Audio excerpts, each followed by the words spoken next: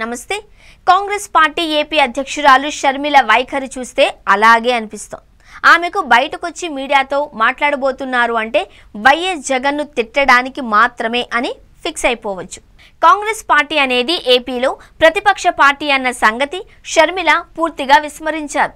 BJP కూటమి ప్రభుత్వం రాష్ట్రంలో ఉంది కనుక కాంగ్రెస్ తరపున ఎన్నో పోరాటాలు సాగించవచ్చు, కార్యక్రమాలు చేపట్టవచ్చు. కానీ షర్మిల అవేవీ చేయడం లేదు. కేవలం తెలుగుదేశం పార్టీ అందించిన స్క్రిప్ట్ అనే అనుమానం కలిగేలా ఒకసారి మాట్లాడి సైలెంట్ అవుతున్నారు.